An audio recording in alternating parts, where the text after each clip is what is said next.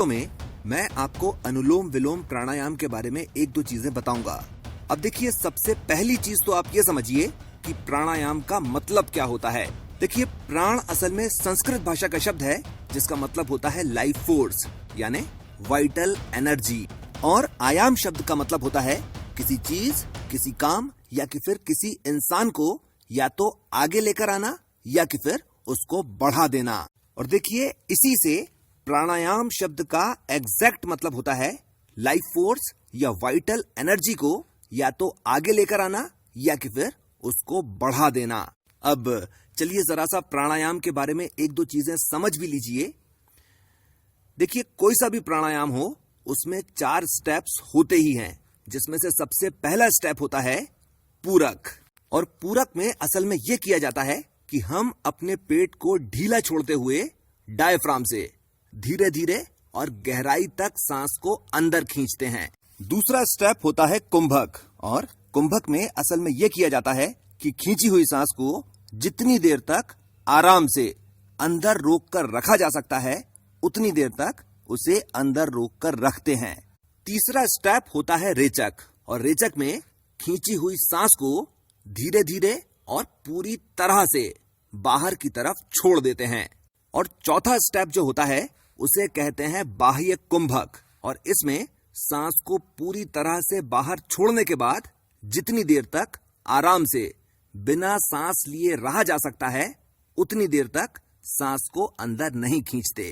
अब आ जाइए अनुलोम विलोम पर। और देखिए, अनुलोम विलोम में असल में यह किया जाता है कि एक नोस्ट्रिल से सांस अंदर खींची जाती है और दूसरे नोस्ट्रिल से सांस बाहर छोड़ी जाती है। फिर दूसरे नोस्ट्रिल से सांस अंदर खींची जाती है और पहले नोस्ट्रिल से सांस बाहर छोड़ी जाती है। और इस चीज को कंट्रोल करने के लिए कि कौन सी नोस्ट्रिल से सांस अंदर जाए, इसके लिए एक नोस्ट्रिल पर अंगूठे का और दूसरे नोस्ट्रिल पर कनिष्ठा और अनामिका का इस्तेमाल किया जाता है। और जितनी देर सांस अंदर की तरफ रुकती है उसे कुंभक, और जितनी देर सांस बाहर की तरफ रुकती है उसको बाह्य कुंभक मान लिया जाता है। अब चलिए जरा सा यह भी समझ लीजिए कि अनुलोम विलोम करने से फायदा क्यों होता है और कैसे होता है। देखिए, अगर आप अपनी सांसों पर ध्यान देंगे तो आप इस चीज को महसूस कर सकते हैं कि एक समय में आपकी एक नोस्ट्रिल दूसरी नोस्ट्रिल से ज्यादा चल रही होती है, यानी आपकी एक नोस्ट्रिल से थोड़ी सी ज्यादा सांस आ रही होती है और दूसरी नोस्ट्रिल से बहुत ही कम सांस आ रही होती है।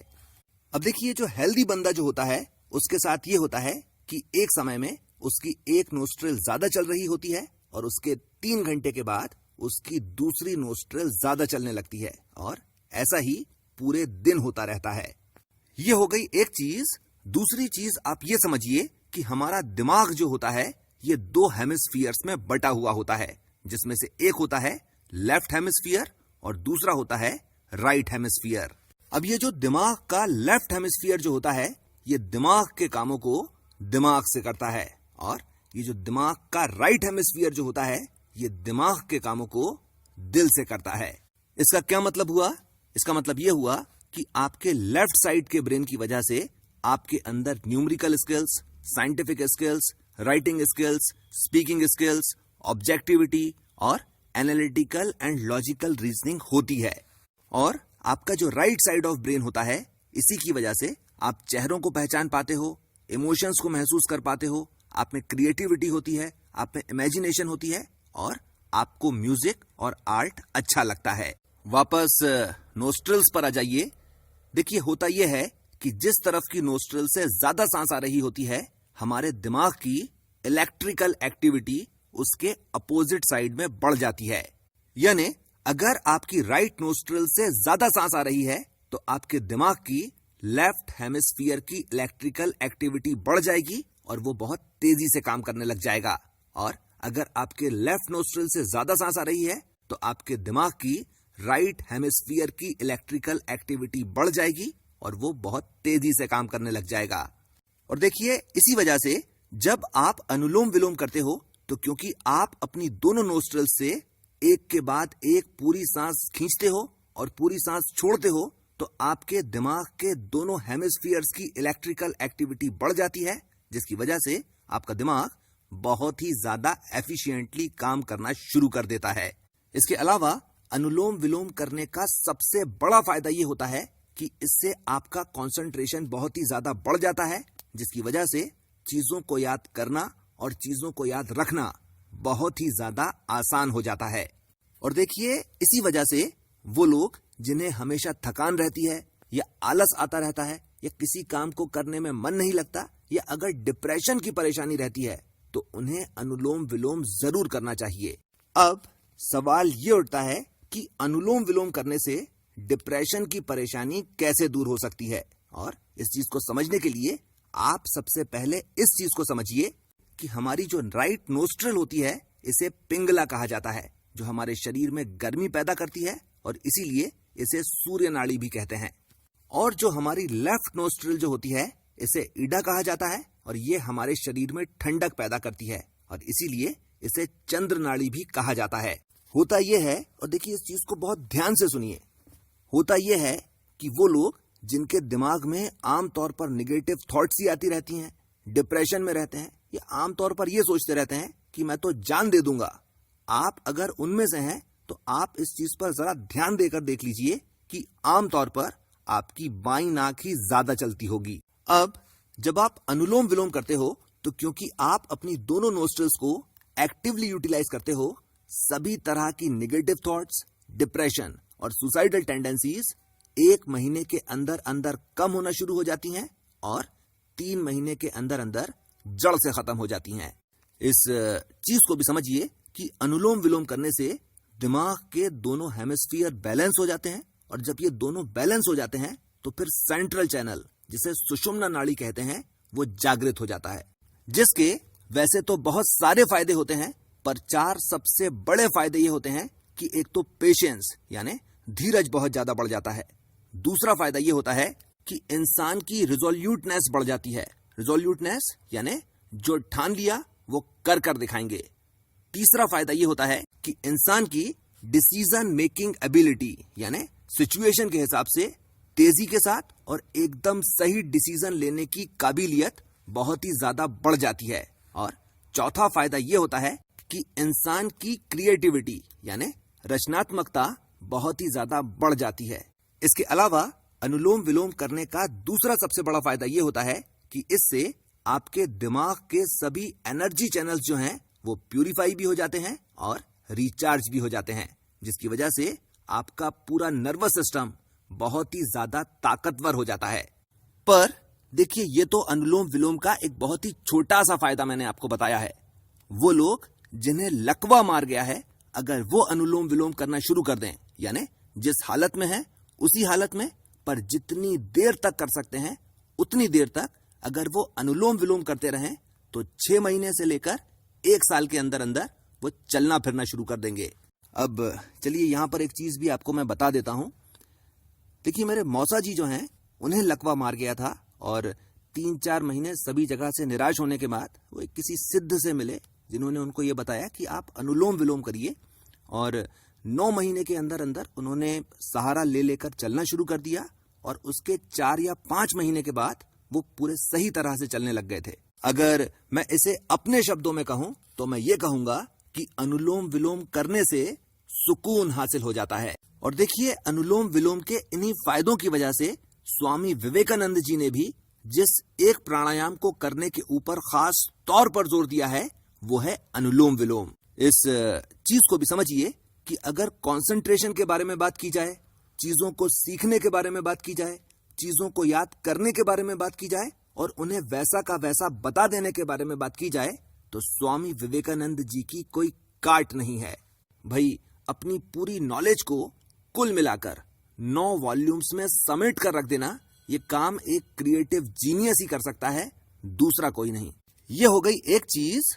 दूसरी चीज देखिए, आप ये भी समझिए कि अगर आप मेडिटेशन करते हैं या कि फिर अगर आप किसी से मेडिटेशन सीख रहे हैं और अगर वो आपको अनुलोम विलोम करने के लिए नहीं बोल रहा है, मैं इस चीज को लिख कर दे सकता हूं कि उस बंदे को मेडिटेशन के बारे में कुछ भी नहीं मालूम। अब चलिए जरा सा कार्डियोवैस्कुलर सिस्टम के बारे में भी बात कर लेते हैं। देखिए, अगर आपका दिल कमजोर है, हार्ट में ब्लॉकेज है, हाई ब्लड प्रेशर की परेशानी है या कि फिर लो ब्लड प्रेशर की परेशानी है, आप केवल अनुलोम विलोम करना शुरू कर दीजिए और धीरे धीरे कर कर न केवल आपकी सभी परेशानियां खत्म हो जाएंगी, बल्कि आपके हार्ट के काम करने की ताकत भी कई गुना ज्यादा बढ़ जाएगी। अब आ जाइए रेस्पिरेटरी सिस्टम पर और देखिए, अगर आपको अस्थमा की परेशानी है, साइनस की परेशानी है या कि फिर किसी भी तरह की एलर्जी है, आप केवल अनुलोम विलोम करना शुरू कर दीजिए और आपकी जितनी भी दवाइयां लगती हैं सब की सब धीरे धीरे कर कर खत्म हो जाएंगी।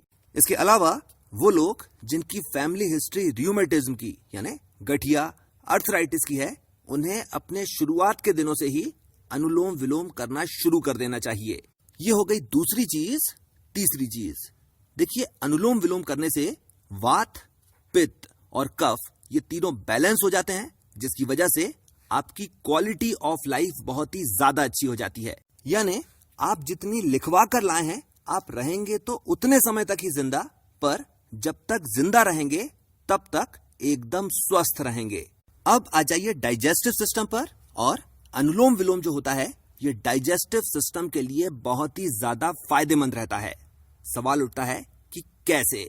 देखिए, होता यह है कि जितनी बार हम अनुलोम विलोम करते हैं, उतनी बार हमारा डायफ्राम जो होता है, ये हमारे डाइजेस्टिव सिस्टम को दबाता है, जिसकी वजह से जितनी बार आप अनुलोम विलोम करते हैं, उतनी बार आप अपने डाइजेस्टिव सिस्टम की अंदर से धीमे धीमे मसाज कर रहे होते हैं। मसाज करने से क्या फायदा होता है? मसाज करने से यह फायदा होता है कि जिस जगह की मसाज की जा रही होती है, उस जगह का ब्लड सर्कुलेशन बहुत ही ज्यादा अच्छा हो जाता है। और देखिए, इसी वजह से जब आप अनुलोम विलोम करते हो तो आपका डाइजेस्टिव सिस्टम जो होता है, ये बहुत ही ज्यादा अच्छे तरह से काम करना शुरू कर देता है। अब चलिए जरा सा ये भी समझ लीजिए कि अनुलोम विलोम कैसे करना है, कब करना है, कितनी देर तक करना है और कौन कौन अनुलोम विलोम कर सकता है। सबसे पहली चीज, आप सुखासन में, पद्मासन में या वज्रासन में बैठ जाइए। दूसरी चीज, और देखिए, अनुलोम विलोम करने से सबसे ज्यादा फायदा आपको तब मिलता है जब अनुलोम विलोम करते समय आपकी रीढ़ की हड्डी की पोजीशन एकदम सही रहे। और देखिए, इसीलिए अगर आपको सही तरीके से बैठने का तरीका नहीं मालूम है, तो आप ये करिए कि आप सुखासन में बैठिए और अपने हिप्स और अपनी पूरी पीठ को दीवार से चिपका दीजिए। अब आ जाइए तीसरा स्टेप पर और यहां से हम सांस खींचना शुरू करेंगे। अब जब आप शुरुआत करेंगे तो आप सबसे पहले इस चीज पर ध्यान दीजिए कि आपकी कौन सी नोस्ट्रिल से ज्यादा सांस अंदर आ रही है। अगर राइट नोस्ट्रिल से ज्यादा सांस आ रही है तो लेफ्ट नोस्ट्रिल को बंद कर दीजिए, और अगर लेफ्ट नोस्ट्रिल से ज्यादा सांस आ रही है तो राइट नोस्ट्रिल को बंद कर दीजिए और अपने पेट को ढीला छोड़ते हुए धीमे धीमे और गहरी सांस अंदर खींचिए। इसके बाद दूसरी नोस्ट्रिल से धीमे धीमे और पूरी तरह से सांस को बाहर छोड़ दीजिए। फिर इसी नोस्ट्रिल से पेट को ढीला छोड़ते हुए धीमे धीमे और गहरी सांस अंदर की तरफ खींचिए और वापस पहली नोस्ट्रिल से धीमे धीमे और पूरी तरह से सांस को बाहर छोड़ दीजिए। यह हो गया एक अनुलोम विलोम। शुरुआत 10 अनुलोम विलोम करने से की जाती है और हर दिन एक अनुलोम विलोम बढ़ाते चले जाते हैं और तब तक बढ़ाते चले जाते हैं जब तक हम एक बार में 30 अनुलोम विलोम करने लायक नहीं हो जाते। जब हमारी काबिलियत एक बार में 30 अनुलोम विलोम करने लायक हो जाती है तो उसके बाद अनुलोम विलोम करना बंद कर देते हैं और उसके बाद नाड़ी शोधन प्राणायाम करना शुरू करते हैं। और देखिए, नाड़ी शोधन प्राणायाम में असल में यह किया जाता है कि एक नोस्ट्रिल से सांस अंदर खींचते हैं और उसको जितनी देर तक आराम से अंदर रोक कर रख सकते हैं उतनी देर तक अंदर रोकते हैं और फिर उसे दूसरी नोस्ट्रिल से बाहर छोड़ देते हैं।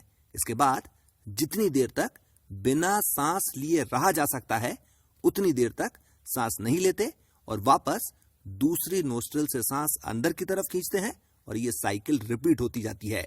शुरुआत 10 नाड़ी शोधन प्राणायाम से की जाती है, जिसे बढ़ाते बढ़ाते 30 तक लेकर जाया जाता है। इस चीज को भी समझिए कि नाड़ी शोधन प्राणायाम की सबसे बड़ी खासियत यह रहती है कि जितने फायदे अनुलोम विलोम प्राणायाम करने से मिलते हैं उसके 10 गुना ज्यादा फायदे नाड़ी शोधन प्राणायाम करने से मिलते हैं। अब आ जाइए दूसरे सवाल पर कि अनुलोम विलोम कब करना चाहिए। और देखिए, अनुलोम विलोम करने का सबसे सही समय सुबह का समय होता है